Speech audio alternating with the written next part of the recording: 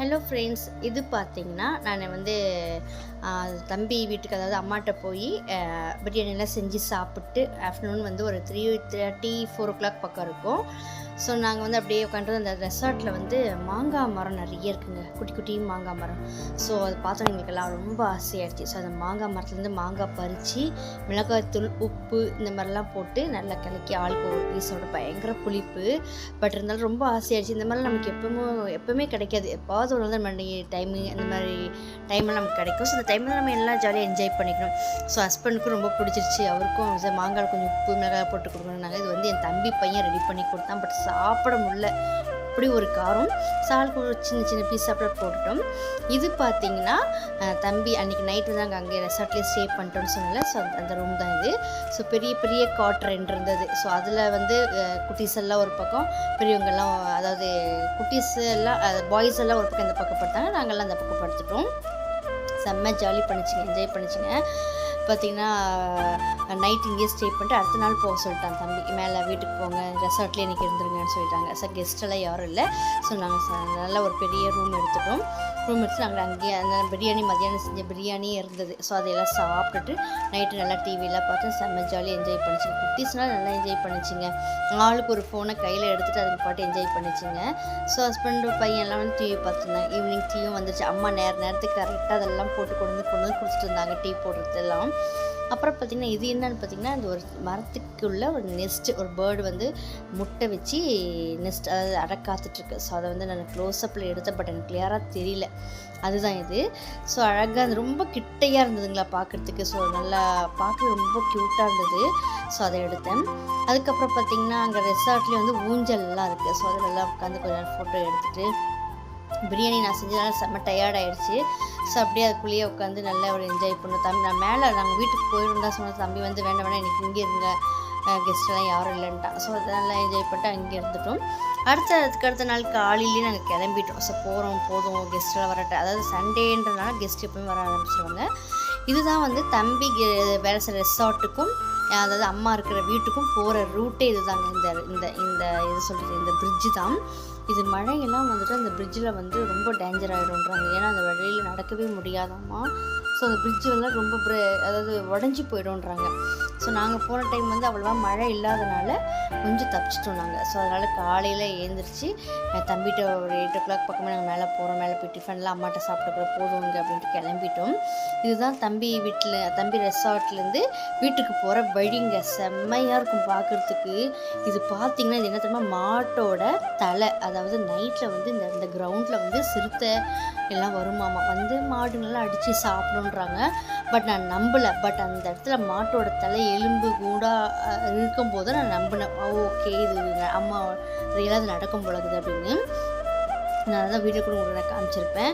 இங்கே பார்த்தீங்கன்னா தம்பி ரெசார்ட்டுக்கும் அம்மா வீட்டுக்கும் மார்னிங் ஒரு 8 o'clock to 5:30 போயிட்டு வந்துட்டு இருக்கலாம். அதுக்கப்புறம் ஈவினிங் 6:30 அப்புறம் நம்மளால் போக முடியாது. ஏன்னா ரொம்ப அனிமல்ஸ் எல்லாம் வெளியே வர ஆரம்பிச்சிடுவாம்மா. ஸோ 6 o'clock மேலே தம்பி ரெசார்ட்டுக்கெலாம் வர வேணான்னு சொல்லிடுவோம். அம்மாவையும் சரி நான் இங்கிலீஷ் யாரையும் 6 o'clock வந்துடணும் இல்லை.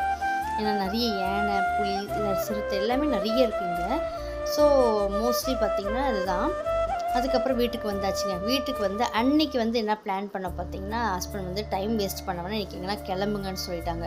ஸோ திடீர்னு பிளான் பண்ணி கிளம்புறதா முதுமலை, அதாவது எலிஃபெண்ட் கேம்ப்பு போகலான்னு பிளான் பண்ணோம். ஸோ நான் ரொம்ப நாள் ஆச்சு. நான் ஃபஸ்ட்டு சின்னதில் போனது, அதோடு இப்போ தான் போகிறேன். ஸோ குட்டீஸும் பெரியமா வாங்க போகலாம் ரொம்ப துளசி கடகடன் மரம் டிஃபன் வேலையை முடிச்சுட்டு அன்றைக்கின்னு பார்த்து தண்ணி வரலைங்க. ஸோ காலையில் அங்கேயே குளிச்சுட்டு எல்லாருமே மேலே வந்துட்டோம். ஸோ இங்கே கடகடன்னு கொஞ்சம் பேர் கீழே குளித்தோம், கொஞ்சம் பேர் மேலே குளித்தோம், அம்மாட்ட குளித்தோம். ஸோ கடகடன்னு குளித்து கிளம்பிட்டோம். குட்டீஸ் எல்லாம் ரெடி ஆகிடுச்சிங்க. ரெடி ஆகிட்டு காலையிலேயே கிளம்பிட்டோம். ஒரு 9:30 10:30 இருக்குங்க, ஷார்ப்பாக கிளம்பிட்டோம். ஆக்சுவலாக இங்கேருந்து டைமிங் தான் பஸ், எங்கே போனாலும் நம்ம டைமிங்க்கு பஸ். அதை விட்டு ஜீப் இருக்குது, இந்த டூரிஸ்டெல்லாம் கூப்பிட்டு போகிற மாதிரி ஜீப் இருக்குது. ஸோ எல்லாம் கிளம்பிட்டோம். அம்மாவும் குட்டீஸ் சேர்த்து எல்லாருமே தான் சேர்ந்து கிளம்பினோம். தம்பி மட்டும் வரலன்ட்டா, அண்ணனும் வரலன்ட்டாங்க. ஸோ ஹஸ்பண்ட் ஹஸ்பண்ட் 2 நாள் தான் லீவ். ஸோ அதனால் இந்த 2 நாளில் முடிஞ்ச அளவுக்கு எல்லாத்தையும் காமிச்சு கொண்டு விட்டுறேன்ட்டாங்க. ஸோ கிளம்பிட்டோம். ஆக்சுவலாக இந்த அம்மா இருக்கிற வீடு பார்த்தீங்கன்னா இன்னொரு வீடியோவில் சொல்லியிருக்கேன். நல்லாயிருக்கும், ஒரு ஸ்டெப்பாக இருக்கும். அதாவது மேலே அந்த மலையிலலாம் அப்படி தான், அதாவது மலைங்களில் மலை கிட்ட இருக்கிற வீடுகள் அப்படி தாங்க இருக்கும். அப்படியே மலைக்கு மேலே அப்படியே ஸ்டெப்பாக இருக்கும். அது ஒரு வீட்டுக்கு மேலே ஒரு வீடு அப்படி இருக்க மாதிரி இருக்கும். ஸோ இப்படி மேலே தான் அம்மா மேலே இருந்தாங்க. ஸோ மேலே தான் வீடு அம்மாது. ஸோ அப்படி டவுனில் நடந்து போகிற மாதிரி ரோடு வந்து கீழே இருக்குது. ஸோ குட்டிஸில் செம்ம என்ஜாய் பண்ணி ஜாலியாக போதுங்க.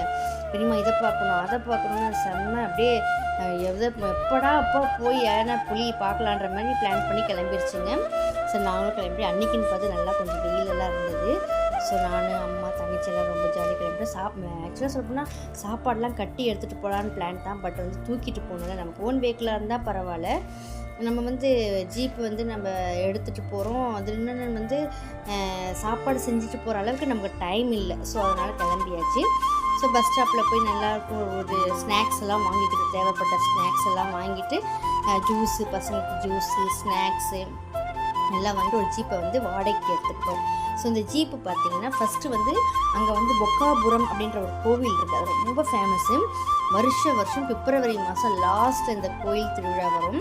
அந்த கோயில் திருவிழா வந்து கோயிலுக்கு வந்து எப்போனா போகலாம். பட் வந்து திருவிழா வந்து பிப்ரவரியில் வரும். ஸோ அம்மா வந்து நான் இங்கேருந்து ஊர்லேருந்து கிளம்புறதுக்கு முன்னாடியே சொல்லிட்டாங்க, கோயிலுக்கு போகணும் ஃபஸ்ட்டு நீங்கள் வந்தீங்கன்னா உங்களுக்கு கோயிலுக்கு கூப்பிட்டு போகிறேன்னு. நானும் சின்ன வயசில் போனது அப்பா கூட, அதோடு இப்போ தான் நாங்கள் போகிறோம். அந்த கோயிலுக்கு கிளம்புறோம். ஸோ கோயிலுக்கு போயிட்டு அப்புறமா அதாவது முதுமலைக்கு போகலான்னு பிளான் பண்ணோம். ஸோ குட்டீஸ்க்கெல்லாம் எடுத்துகிட்டோம். பாப்பாவுக்கு வண்டியில் ஏறினவுடனே அவளுக்கு அந்த வாமிட்டிங் மூடு வந்துடுங்க. அது என்னன்னே தெரியல. அவளுக்கு அந்த காரு ஜீப்பு பஸ்ஸு இதெல்லாம் ட்ரெயின் ஒன்று தான் அவளுக்கு ஒத்துக்குது. ஸோ ஜீப்பில் ஏறணும் ஃபேஸ் ஃபுல்லாக மாறி போச்சு. ஸோ போகிற வழியில் பார்த்தீங்கன்னா ஃபுல்லாக 2 பக்கம் ஃபாரஸ்ட். உங்களுக்கே தெரியும் பார்த்தாவே. போகும்போதே எங்கள் க்ளவுட்ஸ் தான் ரொம்ப பிளாக் ஆகிட்டே வருது. ஏன்னா சரியான அதாவது மழை வர மாதிரி ஆகிப்போச்சு. பார்த்திங்கன்னா நிறைய மான்கள் தான் நிறைய பார்த்தோம். மான், அதுக்கப்புறம் பார்த்திங்கன்னா யானைலாம் கண்டப்படல. மானு மயில் நல்லா குட்டீஸ் பார்த்து என்ஜாய் பண்ணுற மாதிரி இருந்துச்சு. யானை தான் கண்ணில் பட எலிஃபண்ட் கேம்ப்புக்கு தானே போகிறோம், ஓகே பரவாயில்லன்ட்டு போயிட்டோம். ஆனால் போகிற வழி 2 பக்கம் பயங்கரமாக இருந்தது. ரொம்ப டேஞ்சர். இதெல்லாம் இந்த வழியிலலாம் பார்த்திங்கன்னா ஈவினிங் 6 o'clock மேலே வெளியே வரவே முடியாது, அந்த மாதிரி இருந்தது. ஸோ நேராக ஃபஸ்ட்டு பார்த்திங்கன்னா கோவிலுக்கு தான் போய்ட்டோம். நாங்கள் கோயிலுக்கு போய்ட்டு ஒரு பூஜை பண்ணிவிட்டு நல்லா சாமியெல்லாம் கும்பிட்டு அதுக்கப்புறமா போகலான்னு பிளான் பண்ணோம். இங்கே பார்த்திங்கன்னா ஒரு சில இடத்துல மட்டும் குட்டி வீடுங்க இருக்கும். அதுக்கப்புறம் பார்த்தீங்கன்னாவே தெரியும் நல்ல ஒரு க்ரீனிஷாக பார்க்குறதுக்கு அவ்வளோ அருமையாக இருந்தது. அந்த எப்படி மனசே இல்லை அந்த இடத்த விட்டு நாங்கள் ரிட்டர்ன் வரும்போது அந்த அளவுக்கு இருந்தது. உண்மையாக சொல்லப்போனால் மசனக்குடி, முதுமலை, கூடலூர் இதெல்லாம் வந்து ரொம்ப சூப்பரான ஏரியா. சம்மருக்கு 1 monthக்கு அப்படி கீழே வந்துடலாம். இதுதான் பார்த்திங்கன்னா இந்த பொக்காபுரம் கோவில், நான் சொன்ன கோவில். ஸோ கோயிலில் போய் நல்லா ஒரு பூஜையெல்லாம் பண்ணிவிட்டு அதுக்கப்புறம் ஒரு 1/2 hour அந்த கோயிலே உட்காந்துட்டு வாங்கிட்டு போன ஸ்நாக்ஸு ஜூஸ் எல்லாம் அங்கேயே சாப்பிட்டு அதுக்கப்புறம் திரும்ப அங்கேருந்து நாங்கள் கண்டினியூ பண்ணோம் முதுமலைக்கு போகிறதுக்கு. முதுமலைக்கு போகும்போதே மழை ஸ்டார்ட் ஆயிடுச்சு, நல்ல மழை. ஸோ ஜீப்புன்றதுனால தப்பிச்சிட்டோம். ஸோ எல்லாத்தையும் அந்த ஜீப் டிரைவர் வந்து கவர்லாம் பண்ணி விட்டாரு நனையாத மாதிரி. ஸோ சாமிட்டு நல்லா வேண்டிட்டு முதுமலைக்கு போயிட்டோம். நெக்ஸ்ட் வீடியோவில் வந்து மற்றதெல்லாம் நான் ஷேர் பண்ணுறேன். இதோட இதை கம்ப்ளீட் பண்ணிக்கிறேன்.